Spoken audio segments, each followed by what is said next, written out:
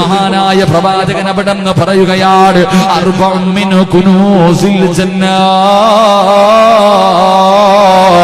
4 കാര്യങ്ങള് സ്വർഗത്തിന്റെ നിധിയാണെന്ന് നബി മുഹമ്മദ് മുസ്തഫ സല്ലല്ലാഹു അലൈഹി വസല്ലമ തങ്ങൾ പറയുകയാ, 4 കാര്യങ്ങൾ സ്വർഗത്തിന്റെ നിധിയാണ് വാപ്പാ, 4 കാര്യങ്ങൾ സ്വർഗത്തിന്റെ നിധിയാണ് പെങ്ങള്. അല്ലാഹുവിന്റെ പ്രവാചകൻ അവിടെന്ന് പറയുകയാ, ആരോടും പറയില്ലേ, ആരോടും പറഞ്ഞുകൊണ്ട് നടക്കല്ലേ, ഈ 4 കാര്യങ്ങൾ മറച്ചു വെക്കേണ്ട 4 കാര്യങ്ങളാ. ഈ 4 കാര്യങ്ങൾ ഏതെങ്കിലും ഒരു മനസ്സിനെ മറച്ചു വെച്ചാ അത് സ്വർഗത്തിലെ നിധിയാണെന്ന് നബി മുഹമ്മദ് മുസ്തഫ സല്ലല്ലാഹു അലൈഹി വസല്ലമ തങ്ങൾ അവിടെന്ന് പറയുമ്പോ, ഒന്നാമത്തെ കാര്യം എന്താ? റസൂലുള്ളാഹ് പറയുകയാ, കത്മാനുൽ ഫഖാ, ദാരിദ്ര്യമാരോടും പറഞ്ഞുകൊണ്ട് നടക്കല്ലേ, എനിക്ക് പണമില്ലോ, എനിക്ക് കഴിക്കാൻ ഭക്ഷണമില്ലോ, എന്റെ വീടിന്റെ അകത്ത് പട്ടിണിയാണെന്ന് പറഞ്ഞുകൊണ്ട് നടക്കല്ലോ. പട്ടിണിയാണെങ്കിലും മറച്ചു വെക്കണം പെങ്ങള്, പട്ടിണിയാണെങ്കിലും മറച്ചു വെക്കണം പെങ്ങള്, അത് സ്വർഗത്തിന്റെ നിധിയാണെന്ന് നബി മുഹമ്മദ് മുസ്തഫ സല്ലല്ലാഹു അലൈഹി വസല്ലമ തങ്ങൾ പറയുമ്പോ, ഉള്ളത് കൊണ്ട് തെറ്റിപ്പെടുകയല്ല, ഉള്ളത് കൊണ്ട് തെറ്റിപ്പെടാ പഠിക്കുക പെങ്ങള്. ജീവിതത്തിലെ സന്തോഷമുണ്ടാകാൻ പണം വേണമെന്നില്ലോ, കൊട്ടാരം വേണമെന്നില്ലോ, അത് നിന്റെ തെറ്റിദ്ധാരണയാണ് പൊന്നുമോള്. മഹാനായ നബി മുഹമ്മദ് മുസ്തഫ സല്ലല്ലാഹു അലൈഹി വസല്ലമ തങ്ങള് ആ പ്രവാചകന്റെ കുടുംബ ജീവിതം എടുത്തു നോക്കൂ. 11 ഭാര്യമാരുമായി കുടുംബ ജീവിതം ജീവിച്ച, എങ്ങനെയാണ് ജീവിക്കേണ്ടതെന്ന് കാണിച്ചു തന്ന മുത്തുനബിയുടെ ചരിത്രം വായിച്ചു നോക്കൂ പെങ്ങള്. ജീവിതത്തിൽ ഒരിക്കലെങ്കിലും നീ പട്ടിണി കിടന്നിട്ടുണ്ടോ പൊന്നുമോള്? പച്ചില പറിച്ച് തിന്നിട്ടുണ്ടോ പൊന്നുമോള്? അല്ലാഹുവിന്റെ പ്രവാചകനും തന്റെ കുടുംബവും ശൈബ് അബീ താലിബ് എന്ന് പറയുന്ന മലഞ്ചെരുവില് പട്ടിണി കിടന്നു പെണ്ണ് അതാ മലഞ്ചെരുവിലേക്ക് നാട് കടത്തുന്ന സമയത്ത് അല്ലാഹുവിന്റെ പ്രവാചകൻ തന്റെ പ്രിയപ്പെട്ട ഭാര്യയായ ഖദീജ ബീബി റളിയല്ലാഹു തആല അൻഹാ, മുഗരാനിലെ പെണ്ണുങ്ങള്, നിങ്ങൾ ആരെ പോലെയാകണമെന്നറിയുവോ? നീ എങ്ങനെയാകണമെന്നറിയുവോ? റസൂലുള്ളാഹിന്റെ ഭാര്യയായ ഖദീജയെ പോലെയാകണം പെങ്ങള്. അല്ലാഹുവിന്റെ പ്രവാചകൻ ശൈബ് അബീ താലിബ് എന്ന് പറയുന്ന മലഞ്ചെരുവിലേക്ക് അവിടുന്ന് അതാ ഖുറൈശികളെ മുഴുവനും മാട്ടിയോടിക്കുമ്പോ ലോകത്തിന്റെ നേതാവ് ഖദീജയോട് പറയുന്നു, ഖദീജ, മക്കളെയും കൂട്ടിയിട്ട് വീട്ടിലേക്ക് പോ ഖദീജ. കാരണം ഖദീജ ബീബി റളിയല്ലാഹു തആല അൻഹാ പണക്കാരന്റെ പൊന്നുമോളാണ്, ജീവിതത്തിൽ പട്ടിണി കിടന്നിട്ടില്ല, പ്രയാസം എന്തെന്നറിയില്ലോ, ദുരിതവും ദുഃഖവും അറിയില്ല. അതുകൊണ്ട് ഖദീജ, എന്റെ കൂടെ വന്നാ നിനക്ക് വല്ലാത്ത പ്രയാസവാ, പട്ടിണി കിടക്കേണ്ടി വരും ഖദീജ, എത്ര നാളാണെന്നറിയില്ല ഖദീജ. അതുകൊണ്ട് മക്കളെയും കൂട്ടിക്കെട്ട് നിന്റെ വീട്ടിലേക്ക് പോകാൻ അല്ലാഹുവിന്റെ പ്രവാചകൻ തന്റെ പ്രിയപ്പെട്ട ഭാര്യയായ ഖദീജ ബീബി റളിയല്ലാഹു തആല അൻഹയോട് പറയുമ്പോ അവിടുന്ന് കരഞ്ഞുകൊണ്ട് പറയുന്നു, നബിയേ,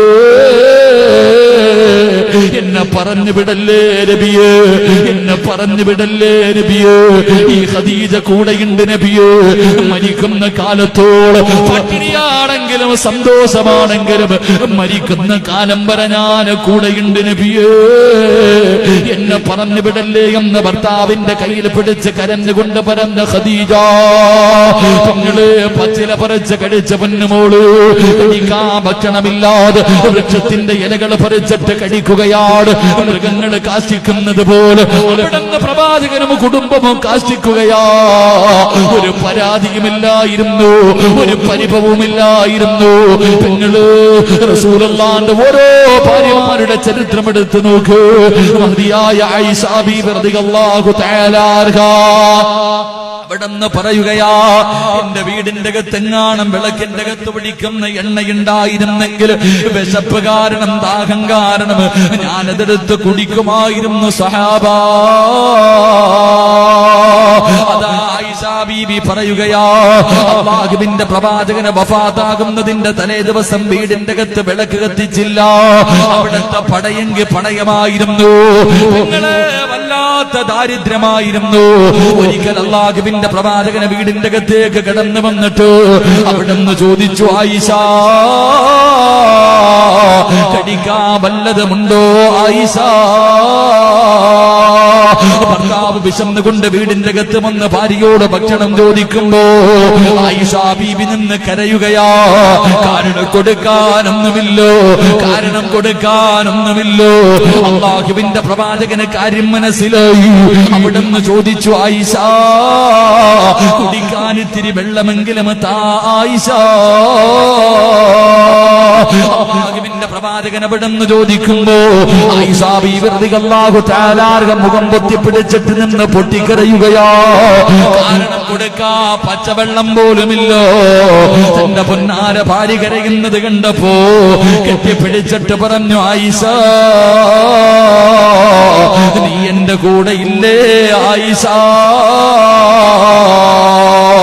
വീടിന്റെ അകത്ത് കയറി അല്ലാഹുവിന്റെ പ്രവാചകൻ അവിടുന്ന് കിടന്ന് ഉറങ്ങുകയാണ്. വിശന്ന് പ്രവാചകൻ അവിടുന്ന് തളർന്നു കിടക്കുകയാ. പ്രവാചകന്റെ വയറിങ്ങനെ കാണുമ്പോ, ഒട്ടിക്കിടക്കുന്ന വയറിങ്ങനെ കാണുമ്പോ ആ വയറിന്റെ ചാരത്തിരുന്നിട്ട് അല്ലാ, തന്റെ ഭർത്താവിന്റെ പൊട്ടിക്കിടക്കുന്ന വയറ് കാണുമ്പോ ആയിഷ ബീവി അവിടുന്ന് കൈവച്ച് തടകിയിട്ടിരുന്ന് കരയുകയോ. നബിയേ, സഹിക്കുന്നില്ല നബിയേ, നബിയേ, സഹിക്കുന്നില്ല നബിയേ. അല്ലാഹുവിന്റെ പ്രവാചകനെന്ന് പാതിരാത്രി ആയിഷ ബീവി നോക്കുമ്പോ റസൂലുള്ള കരഞ്ഞുകൊണ്ട് ദുആ ചെയ്യുകയാ. എന്താണ് ദുആ ചെയ്യുന്നത്? അല്ലാഹുവിന്റെ റസൂൽ എന്താണ് ദുആ ചെയ്യുന്നത്? ആയിഷ ബീബി റളിയല്ലാഹു തആല ചെന്ന് നോക്കുമ്പോ റസൂലുള്ള ദുആ ചെയ്യുന്നത് എന്തെന്നറിയോ? അല്ലാഹുമ്മ ഹീനി മിസ്കീനാ വഅമിത്നി മിസ്കീനാ. അല്ലാഹുവേ, ഒരു ദരിദ്രനെ പോലെ എന്നെ അല്ലാഹുവേ ഈ ദുനിയാവിൽ ജീവിപ്പിക്കണേ അല്ലാ. ഒരു പാവപ്പെട്ടവനെ പോലെ എന്നെ നീ മരിപ്പിക്കണേ അല്ലാ. പ്രവാചകൻ അവിടുന്ന് കരഞ്ഞുകൊണ്ട് ദുആ ചെയ്യുകയാ. ആയിഷ ബീബി അത്ഭുതപ്പെടുകയാണ്. പടച്ചവനെ, ഇതിനെക്കാളും ഒരു പട്ടിണി സഹിക്കാ കഴിയില്ലല്ലോ. അതുകൊണ്ട് പെങ്ങള്, ദാരിദ്ര്യം ആരോടും പറയില്ലേ, കഴിക്കാ ഭക്ഷണമില്ലെങ്കിലും ആരോട് പറയില്ലേ. അത് മറച്ചു വെക്കടേ, അത് മറച്ചു വെക്കടേ. റസൂലുള്ളാഹി സ്വല്ലല്ലാഹു അലൈഹി വസല്ലമ തങ്ങള് അവിടുന്ന് പട്ടിണി കിടന്നിട്ടുണ്ട് പൊന്നുമോള്.